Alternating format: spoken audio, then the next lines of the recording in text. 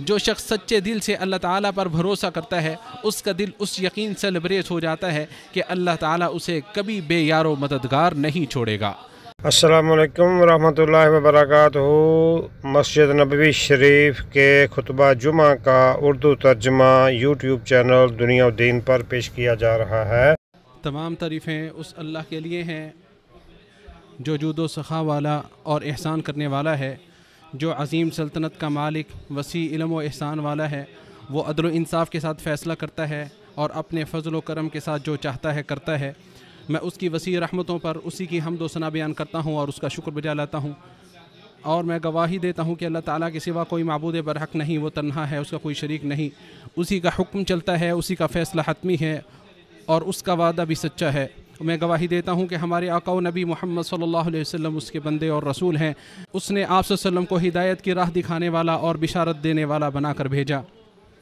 اور تمام مخلوقات کے لیے انہیں ڈرانے والا بنایا۔ میرے رب کی رحمتیں اور سلامتی نازل ہوں ان پر اور ان کے اہل و عیال پر اور ان کے اصحاب پر جنہوں نے اللہ کی راہ میں صبر کے ساتھ جہاد کیا اور جنہوں نے رضا الہی والے کاموں میں اجر و ثواب کی امید رکھی۔ حمد و صلوات کے بعد میں اپنے آپ کو اور آپ سب کو تقوی الہی کی وصیت کرتا ہوں۔ یہی دلوں کا توشہ، راہوں کا چراغ اور تمام بھلائیوں کی کنجی ہے۔ اسی کے ذریعے بصیرتوں کو جلا ملتی ہے، روحوں کو سکون ملتا ہے اور اعضاء و جوارے درست رہتے ہیں۔ زندگی کے اتار چڑھاؤ اور چیلنجز کے درمیان ایک انسان ایسے احساس و شعور کی ضرورت محسوس کرتا ہے جو پریشانی کو ختم کر کے اسے سکون و اطمینان مہیا کرے، ایسا سکون و اطمینان جو دل کو تسلی فراہم کرے اور اس سے خوف و شک دور ہو جائے۔ اس احساس و شعور کی کنجی اللہ سبحانہ و تعالیٰ کے ساتھ اچھا گمان ہے، جو معاملات کی تدبیر میں اللہ تعالیٰ کی حکمت پر بھروسہ رکھنے اور اس بات پر ایمان و یقین رکھنے سے پیدا ہوتا ہے کہ کائنات میں جو کچھ بھی ہو رہا ہے وہ ایک باریک بین نظام کے مطابق چل رہا ہے۔ جو چیز دل کو یقین سے بھر دیتی ہے وہ یہ ہے کہ سخت ترین مصیبتوں میں بھی خیر و بلائی موجود ہوتی ہے۔ ہر مصیبت کے پیچھے حکمت اور رحمت مضمر ہوتی ہے، خواہ ہم فوراً اس کا ادراک کر لیں یا بعد میں وہ ہم پر آشکار ہو۔ اور جس کا دل اللہ تعالیٰ کی رحمت، عدل اور حکمت پر بھروسے سے لبریز ہوتا ہے تو وہ جلد ہی خوشحالی کو دیکھ لیتا ہے، اگرچہ حالات کتنے ہی سنگین ہوں۔ جو مومن اپنے رب پر اچھا گمان رکھتا ہے وہ اعتماد اور یقین کے ساتھ اپنی زندگی کے سفر کی طرف پیش قدمی کرتا ہے۔ اسے اس بات کا یقین ہوتا ہے کہ اللہ تعالیٰ اسے ایک روشن مستقبل کے لیے تیار کر رہا ہے، جس میں وہ اللہ تعالیٰ کی رحمتوں اور ان نوازشات کی امیدوں کے ساتھ زندگی بسر کرے گا جو بیان سے باہر اور توقعات سے کہیں زیادہ ہے۔ چنانچہ پھر ایمانی قوت اسے شجاعت اور نیک فالی کے ساتھ نئے نئے اقدامات کرنے اور بھاگ دوڑ کرنے پر ابھارتی ہے۔ زندگی کی روایات میں سے ایک آزمائش بھی ہے جو اچانک آ جاتی ہے تاکہ صبر کی آزمائش ہو اور یقین میں اضافہ ہو، اور وہیں اللہ تعالیٰ کے ساتھ اچھا گمان ایک ایسی طاقت بن کر ابھرتا ہے جو مصیبت کو نعمت میں اور غم کو مومن کی حکمت میں بدل دیتا ہے۔ وہ مومن جو اپنے رب پر بھروسہ کرتا ہے اور اچھی طرح جانتا ہے کہ یہ آزمائش عارضی ہے اور صبر کے بعد نعمت آنے والی ہے جو اس کی قدر کو بڑھا دے گی یا اس میں کوئی سبق ملے گا جو اسے اللہ تعالیٰ کے قریب کر دے گا۔ توکل الہی اللہ سبحانہ و تعالیٰ کے ساتھ اچھے گمان کی غذا ہے اور مانوی طاقت کا عظیم سرچشمہ ہے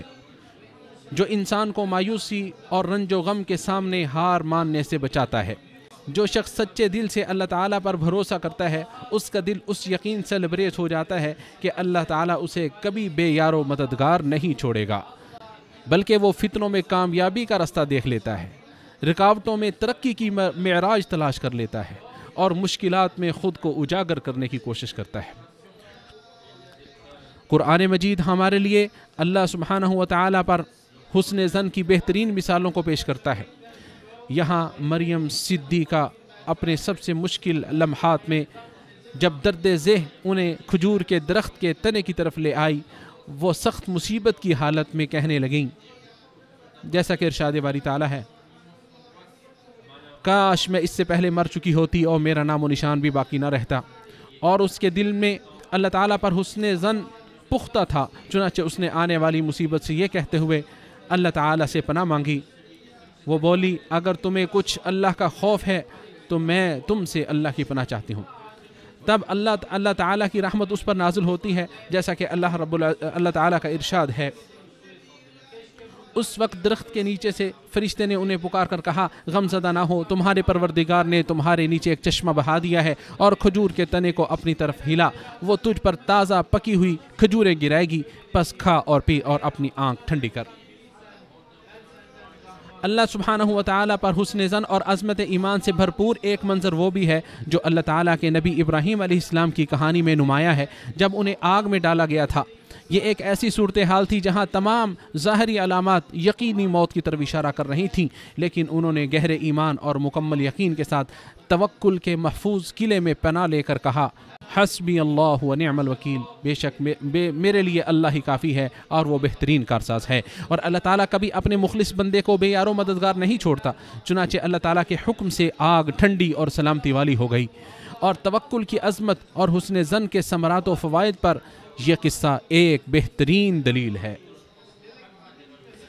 اللہ تعالیٰ پر حسن ظن کا ایک منظر و مظہر ہمارے نبی محمد صلی اللہ علیہ وسلم کی ہجرت کے دن بھی نمایاں ہوتا ہے،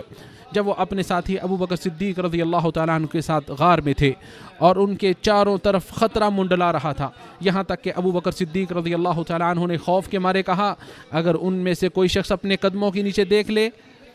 تو ہمیں دیکھ لے گا۔ تو نبی کریم صلی اللہ علیہ وسلم نے پختہ یقین اور سکون کے ساتھ جواب دیا اے ابو بکر، تمہارا ان دونوں کے بارے میں کیا خیال ہے جن کا تیسرا اللہ تعالیٰ ہے؟ اس سے یہ ثابت ہوتا ہے کہ اللہ تعالیٰ پر حسن ظن رکھنے والے دل خوف کے سامنے لرزتے نہیں ہیں۔ اور پھر سکون و اطمینان مزید پختہ ہو گیا جب نبی صلی اللہ علیہ وسلم نے یہ ارشاد فرمایا غم نہ کرو، اللہ تعالیٰ ہمارے ساتھ ہے۔ اس موقع پر توکل اور ایمان سے متعلق ایک ابدی اور دائمی سبق یہ ملا کہ اللہ تعالیٰ اپنے سچے بندوں کو کبھی بے یار و مددگار نہیں چھوڑتا۔ اللہ پر حسن ظن صرف افراد تک محدود نہیں ہے، بلکہ یہ پوری امت کا توشہ ہے اور سب سے بڑے چیلنجز کا مقابلہ کرنے میں اس کی قوت و طاقت کا سر چشمہ ہے۔ بدر کی جنگ میں جب مسلمان تعداد میں کم اور بے سر و سامان تھے، وہ مشرکوں کی اس فوج کا مقابلہ کر رہے تھے جو ان سے کئی گنا زیادہ تھی، لیکن پھر بھی اللہ تعالیٰ نے انہیں ہی فتح دی، مسلمانوں کو فتح دی، کیونکہ انہوں نے اللہ تعالیٰ پر بھروسہ کیا اور یقین رکھا کہ طاقت اور غلبہ اکیلے اللہ کے ہاتھ میں ہے۔ غزوہ احد کے بعد جب مشرکین نے رسول اللہ صلی اللہ علیہ وسلم اور آپ کے صحابہ کو ختم کرنے کی دھمکی دی تو اس سے ان کا ایمان اور یقین مزید پختہ ہو گیا۔ اس فرمان میں اللہ تعالیٰ نے ان کا یہ حال بیان فرمایا ہے۔ یہ وہ لوگ ہیں جب لوگوں نے ان سے کہا لوگوں نے تمہارے مقابلے کو ایک بڑا لشکر جمع کر لیا ہے لہٰذا ان سے بچ جاؤ، تو ان کا ایمان اور بھی زیادہ ہو گیا اور کہنے لگے ہمیں تو اللہ ہی کافی ہے اور وہ بہت اچھا کارساز ہے۔ تو وہ اللہ تعالیٰ کی طرف سے عظیم نعمت اور فضل کے ساتھ لوٹے، انہیں کوئی برائی نہیں پہنچی اور انہوں نے اللہ کی رضا کی پیروی کی۔ ان واقعات نے گہرے ایمان اور سچے توکل کے لازوال درس قائم کیے ہیں تاکہ اللہ تعالیٰ پر حسن ظن امت کے لیے مشعل راہ بن کر مشکلات میں ضیاء پاشی کرے۔ گہرا ایمان اور اللہ تعالیٰ پر اچھا گمان یہ دونوں مشکلات اور کٹھن حالات کے سامنے امت کی ثابت قدمی اور استقامت کے راز ہیں۔ تاریخ کے مختلف ادوار میں امت اسلامیہ نے بڑے بڑے چیلنجز کا سامنا کیا جو اس کی بنیادوں کو ہلا دینے والے تھے، لیکن وہ ان سے مزید طاقتور اور مضبوط بن کر باہر نکلی۔ اس کا اپنے رب پر یقین ایک رہنما ستارے کی طرح تھا جو اس کے راستے کو روشن کرتا تھا، اسے سکون و اطمینان فراہم کرتا تھا اور اسے جلدی فتح و نصرت سے ہمکنار کرتا تھا۔ اللہ تعالیٰ پر اچھا گمان ہی اس کی قوت و بقا کا راز تھا۔ یہی وہ روشنی ہے جو مایوسی کے اندھیروں کو دور کرتی ہے اور ایک روشن مستقبل کی امید کے دروازے کھولتی ہے۔ یہ اللہ تعالیٰ کی قدرت اور حکمت پر پختہ یقین ہے جو دلوں میں یہ عزم بٹھاتا ہے کہ عروج و سر بلندی اور عزت مل کر ہی رہے گی، اور اللہ تعالیٰ اس کی حالت کو کمزوری سے طاقت کی طرف اور بے بسی سے طاقت و اقتدار کی طرف بدل دے گا، جیسا کہ ارشاد باری تعالیٰ ہے اے لوگو اگر تم اللہ کے دین کی مدد کرو گے تو وہ تمہاری مدد کرے گا اور تمہیں ثابت قدم رکھے گا۔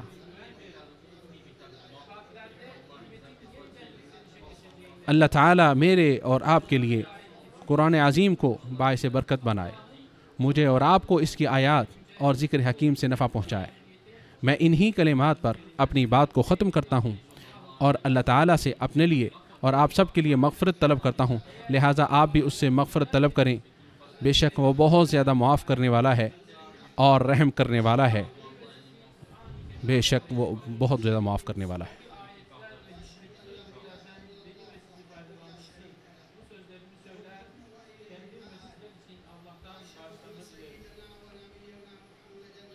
تمام تعریفیں اس اللہ کے لیے ہیں جو نہایت مہربان، جود و سخا والا، جاننے والا، حکمتوں والا ہے، جس نے علم سے ہر چیز کو گھیر رکھا ہے۔ اس اللہ نے کاریگری میں ہر چیز کو مضبوط بنایا، اور میں گواہی دیتا ہوں کہ اللہ تعالیٰ کے سوا کوئی معبود برحق نہیں، وہ تنہا ہے، اس کا کوئی شریک نہیں،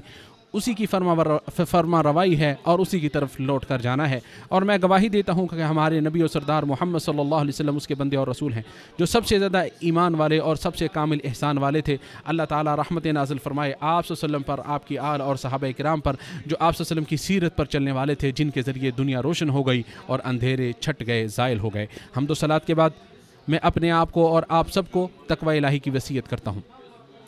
اللہ تعالیٰ کے بارے میں حسن ظن کا یہ مطلب نہیں کہ ہاتھ پر ہاتھ رکھ کر بیٹھ جاؤ یا کسل مندی کا شکار ہو جاؤ، کام کرنا چھوڑ دو، بلکہ وہ تو برانگیختہ کرنے والی ایسی قوت ہے جو انسان کو محنت و کوشش اور بھاگ دوڑ کرنے پر آمادہ کرتی ہے، جس کا ایک مقصد اور تقاضا یہ ہے کہ انسان اپنی پوری جد و جہد کرے، اس کے دین کی خدمت کرے، امت کی خیر و بلائی اور اپنے وطن کی تعمیر و ترقی کے لیے پوری اپنی توانائیاں صرف کر دے،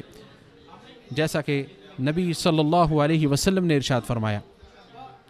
اگر قیامت بھی قائم ہو جائے اور پنیری لگانے کے لیے تم میں سے کسی کے ہاتھ میں اس وقت کھجور کا چھوٹا سا پودا ہو تو اسے کوشش کرنی چاہیے کہ اسے بو دے، اسے لگا دے۔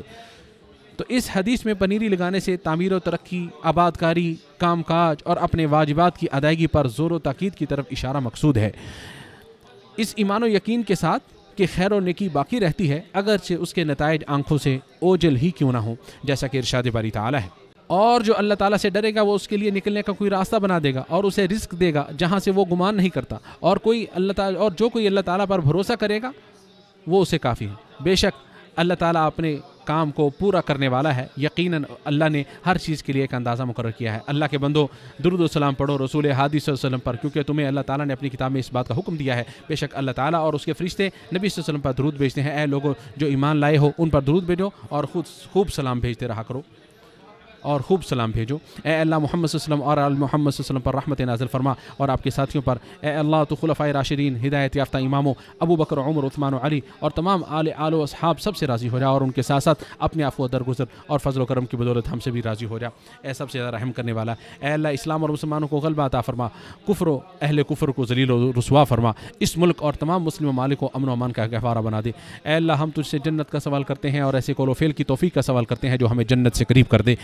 یا اللہ ہم جہنم کی آگ سے تیری پناہ چاہتے ہیں اور ہر ایسے قول و فعل سے بھی جو ہمیں جہنم کے قریب کر دے۔ اے اللہ ہم تجھ سے ہر بھلائی کا سوال کرتے ہیں، خواہ وہ جلدی ملنے والی ہے یا دیر سے، اسے ہم جانتے ہیں یا نہیں جانتے۔ ہر اس برائی سے تیری پناہ مانگتے ہیں جو جلدی ملنے والی ہے یا دیر سے، اسے ہم جانتے ہیں یا نہیں جانتے۔ اے اللہ ہم تجھ سے خیر و بلائی کی ابتدا و انتہا، اس کی جامع چیزوں، اس کے اول و آخر اور ظاہر و باطن کا سوال کرتے ہیں، اور جنت میں بلند درجات کا سوال کرتے ہیں۔ اے ہمارے پروردگار ہماری مدد فرما، ہمارے خلاف کسی کی مدد نہ کرنا، ہماری تائید و نصرت فرما، ہمارے خلاف کسی کی تائید و نصرت نہ کرنا، ہمارے حق میں تدبیر فرما، ہمارے خلاف تدبیر نہ کرنا، ہماری رہنمائی فرما اور ہدایت کو ہمارے لیے آسان بنا دے، اور جو ہمارے خلاف بغاوت کرے اس کے مقابلے میں ہماری مدد فرما۔ اے ہمارے رب، اہل فلسطین پر جو مصیبت آئی ہے اور تکلیف آئی ہے وہ تو جانتا ہے اور اسے تو دور کرنے پر قادر ہے۔ اے ہمارے رب، ان کی مصیبت تکلیف کو دور فرما، وہ ننگے پاؤں ہیں انہیں پہننے کا سامان مہیا فرما، وہ بھوکے ہیں ان کے لیے کھانا مہیا فرما، وہ ننگے بدن ہیں انہیں لباس عطا فرما، وہ مظلوم ہیں انہیں فتح یا فرما۔ یا اللہ تو اپنے اور ان کے دشمن ظالم یہودیوں کے خلاف ان کی مدد فرما۔ اے اللہ ہمارے امام خادم حرمین شریفین کو اور ان کے ولی عہد کو اپنے پسندیدہ کاموں کی توفیق عطا فرما، ان کے ذریعے اسلام و مسلمانوں کو نفع پہنچا، اور تمام مسلم حکمرانوں کو اپنی کتاب قرآن مجید پر عمل پیرا ہونے کی اور شریعت کو نافذ کرنے کی توفیق عطا فرما۔ اے ہمارے پروردگار ہمیں دنیا میں بھلائی اور آخرت میں بھی بھلائی عطا فرما، اور ہمیں آگ کے عذاب سے محفوظ فرما۔ اے ہمارے پروردگار ہم نے اپنی جانوں پر ظلم کیا، اور اگر تو نے ہمیں نہ بخشا اور ہم پر رحم نہ کیا تو یقیناً ہم ضرور خسارہ پانے والوں میں سے ہو جائیں گے۔ اے ہمارے پروردگار ہمیں اور ہمارے ان بھائیوں کو بخش دے جنہوں نے ایمان لانے میں ہم سے پہل کی، اور ہمارے دلوں میں ان لوگوں کے لیے کوئی کینہ نہ رکھ جو ایمان لائے۔ ہمارے رب، اے ہمارے پروردگار یقیناً تو بے حد شفقت کرنے والا، رحمت رحم کرنے والا ہے۔ بے شک اللہ تعالیٰ عدل و احسان کا اور قرابت والے کو دینے کا حکم دیتا ہے، بے شک اور بے حیائی، برائی اور سرکشی سے منع کرتا ہے۔ وہ تمہیں نصیحت کرتا ہے تاکہ تم نصیحت حاصل کرو اور اللہ تعالیٰ کا تم ذکر کرو، یقین اللہ تعالیٰ کا ذکر سب سے بڑا ہے۔ اللہ تعالیٰ سب کچھ جانتا ہے جو تم کچھ کرتے ہو۔ مسجد نبوی شریف کے خطبہ جمعہ کا اردو ترجمہ یوٹیوب چینل دنیا و دین پر پیش کیا گیا۔ مترجم ابو محمد عطا Ullah bin Abdul Majeed PhD scholar Medina university. Video ترتیب ابو فراز محمد ایوب ابراہیم قصوری۔ دینی سوالات کے فری جوابات کے لیے گروپس مسائل دین المدینہ ممبر بننے کے لیے 00923167983575 00923352520207۔ قرآن مجید نماز اور مسنون اذکار سمجھ کر پڑھیں، نبی کریم صلی اللہ علیہ وسلم کی سنتوں پر عمل کریں، دوسروں کو بھی دعوت دیں۔ اللہ تبارک و تعالی ہم سب کی دنیا و آخرت اچھی کرے۔